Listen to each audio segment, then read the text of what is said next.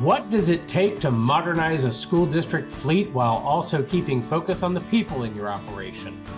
In a little bit, I'll share my interview with Liz Thies, our School Bus Fleet Administrator of the Year for 2024. Welcome to The Route, School Bus Fleet's content series.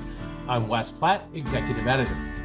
This episode of The Route is brought to you by our sponsor, Thomas Built Buses, a leader in pupil transportation.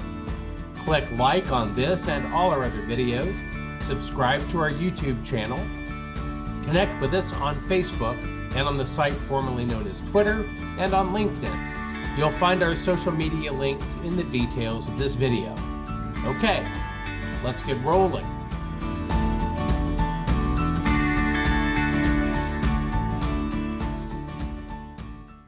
Our first stop is New York City, where the New York School Bus Contractors Association found reason to celebrate after hearing that the Metropolitan Transportation Authority would exempt school buses and other government vehicles from new congestion pricing expected to go into effect this summer in Manhattan's Central Business District.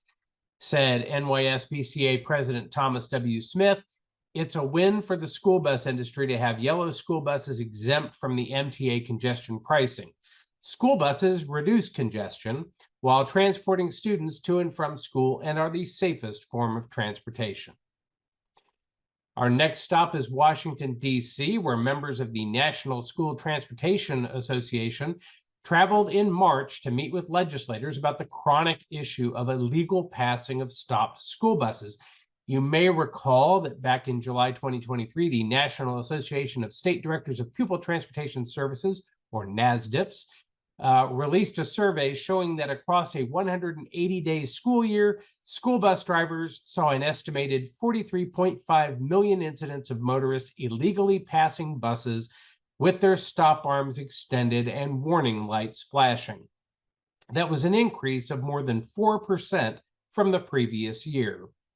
Armed with that information, NSTA members talked to federal legislators about H.R. 3998, the Jackie Walorski Enhancing Necessary Data, or END, Illegal School Bus Passings Act. Said NSTA Executive Director Kurt Mackison, "Illegal school bus passings are increasing according to recent data we have seen, and our organization will remain vigilant in pursuing solutions to this vexing problem." All right, at least 30 states across the country are considering legislation or resolutions this year concerning daylight saving time. They're torn between ditching or keeping that extra hour, but making whatever they choose permanent. Some states don't want to change anything unless neighboring states do the same or Congress gives them the go-ahead. I wrote recently about the status of these different legislative efforts. You'll find a link in the details of this video. What's happening in your state? What should happen? Let me know in the comments.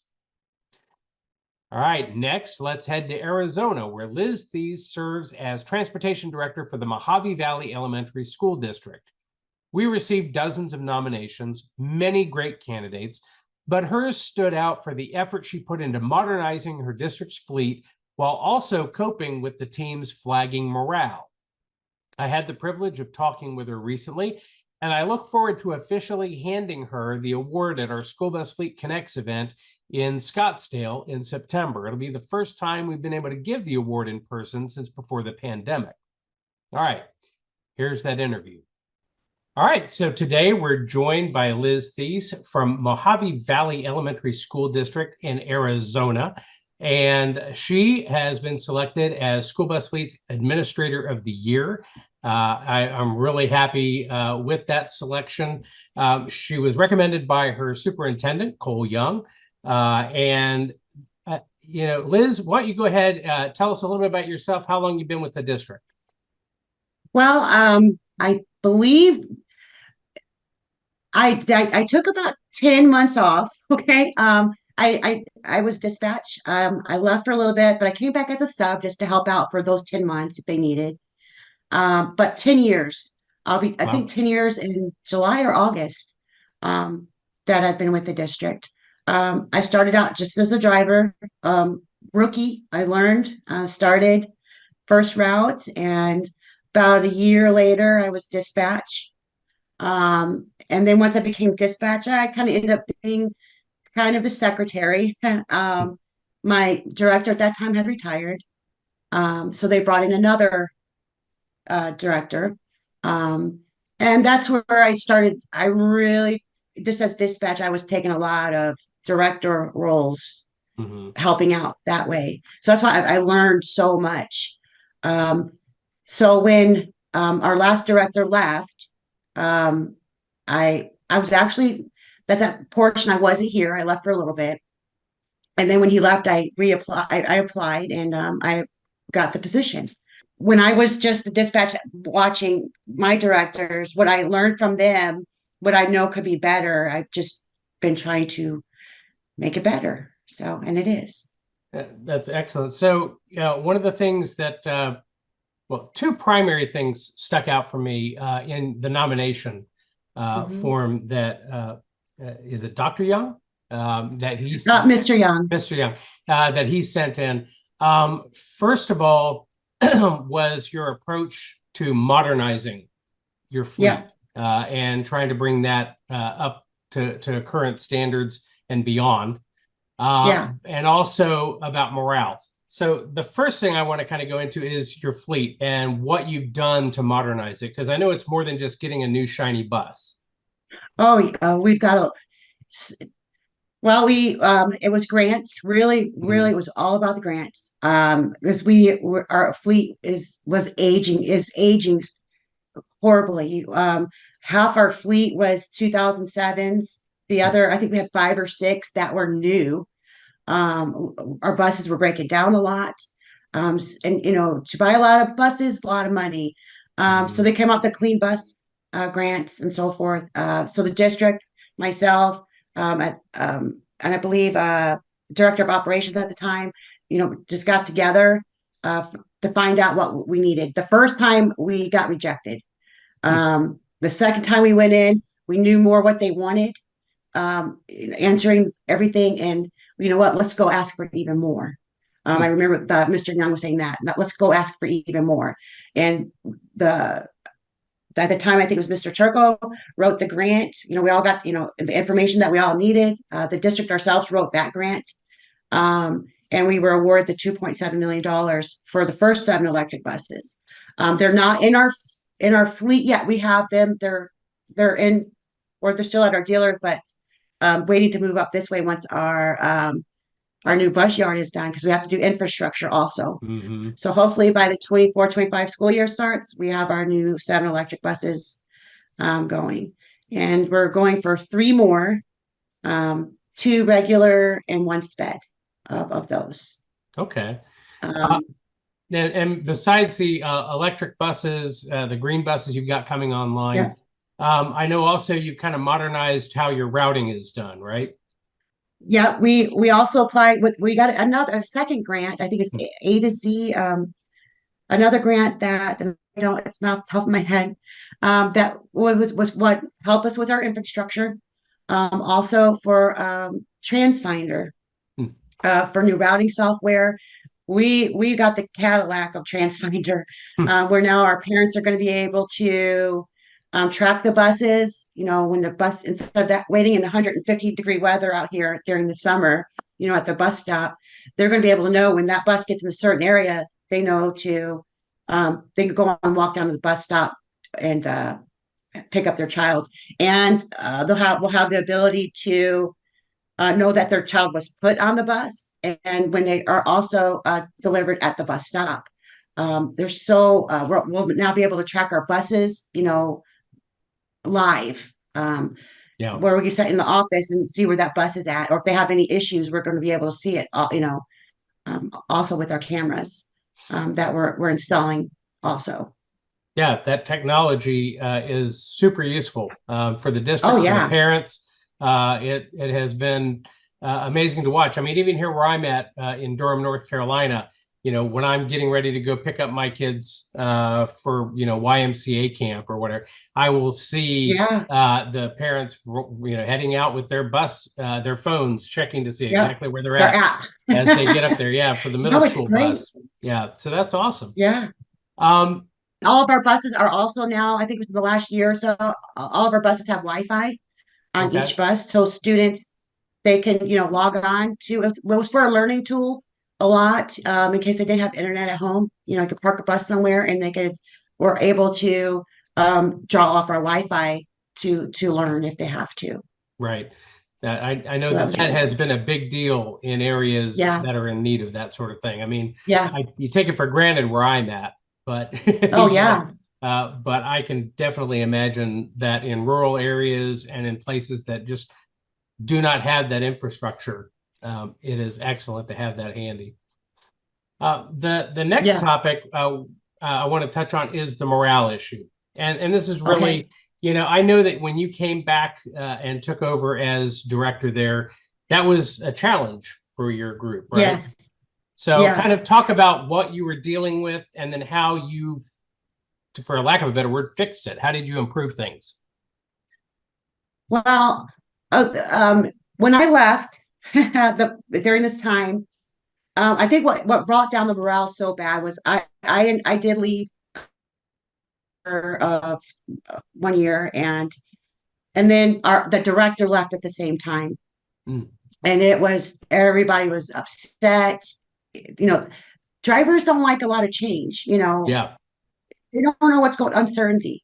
Um, and I would come and visit, and you could just tell people were just mad or upset. And well, when I came back, it took a while, but it's just me asking the driver what their concerns are, trying to make them happy, trying to it's even small stuff, helping them clean their bus, or if they're Hmm. having issues with students, working with the the principals to help behavior issues on their buses.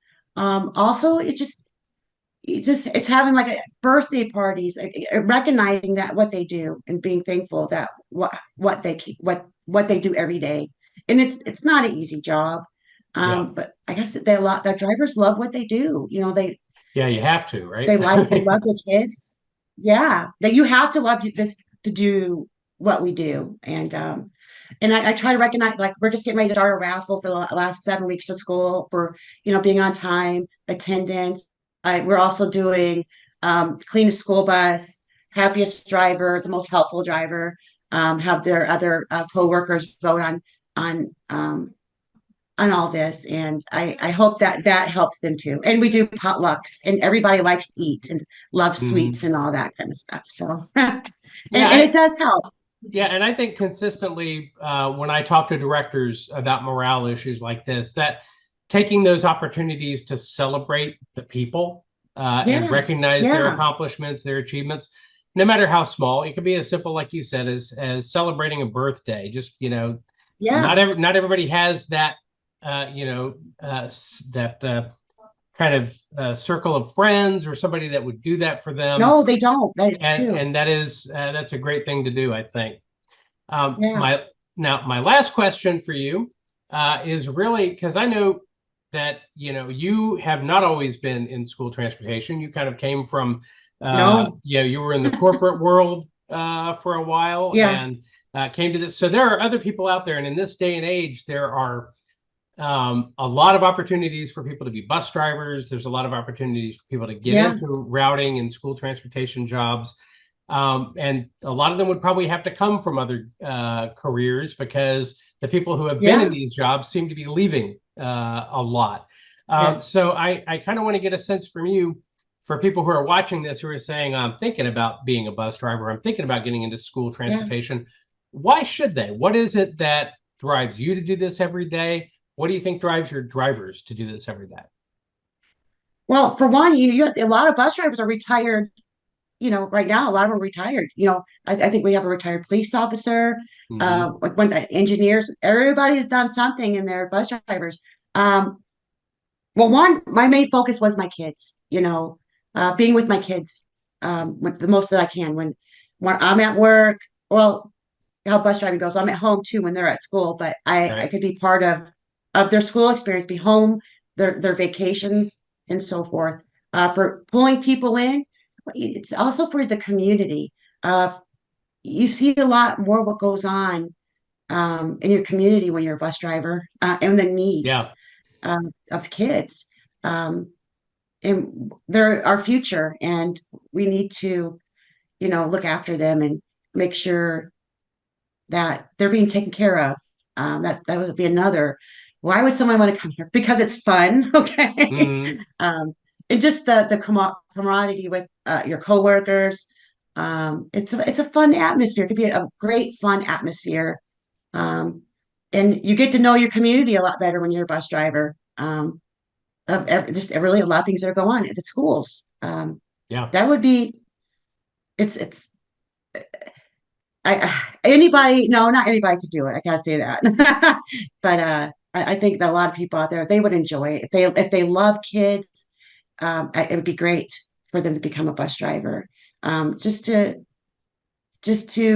make sure kids in your community are doing well, and Yeah. that would be the best part. It's Yeah. kind of hard to answer. Oh no, but I get it. I mean, the school bus drivers that I've met over the few years that I've been at School Bus Fleet, I mean, to a person, it is all about the kids and playing an important Yeah. role, being the first person they see in the morning, the last person they see in the afternoon, involved in Yeah. their school experience. And yeah, they have got such an important role to play. And when you see videos like I've seen on, was it CBS Sunday Morning last year, had this video about 30 years later, kids coming back and having a reunion with their school bus driver. Oh yeah. And it was like, holy cow. I mean, how you get remembered. You do. Yeah. That is true. So I I always definitely get it. Yeah. I always feel it to a degree. A bus driver is kind of like a bartender for the kids. They'll pour their hearts out to bus drivers. It's just a caring ear. Yeah. That with the kids. But yeah, that's the best thing. It's the kids. Make sure your community is doing well. That there's a part of that you can help. This is a part of how you can. So Absolutely. Well, Liz, thank you so much for your time, thank and you. congratulations on Thank getting you. this recognition.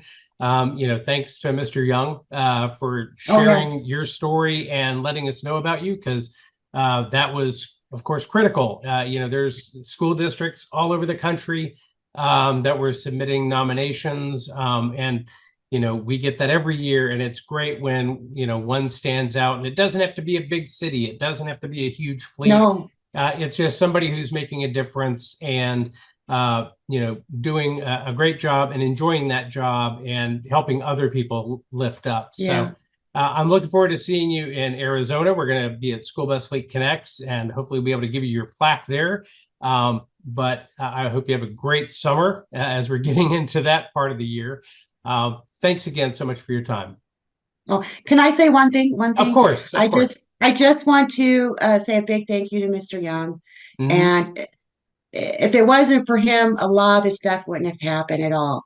Just in the people, my coworkers, my dispatch, my mechanics, to my district office, it takes a team to do everything. But since Mr. Young stepped in 2019, we saw a big ball rolling, okay, and it's still coming down. So hopefully you'll hear about us in the future. So thank Outstanding. you. All right. Thank Well, you. take care, and we'll talk to you soon. Thanks again to Liz for sharing her story, and thanks to her superintendent, Mr. Cole Young, for bringing her to School Bus Fleet's attention. Look for our profile about Liz on schoolbusfleet.com and in the April-May print edition. All right, it's time to park the bus for now. Thanks for watching. Tell your friends about the route. If you've got news, please let me know at wes.platt@bobbitt.com. Connect with us on LinkedIn and Facebook. Sign up for our twice-weekly email newsletters at schoolbusfleet.com. Thanks again to our sponsor, Thomas Built Buses, a leader in pupil transportation. Drive safely, and see you next time on the route.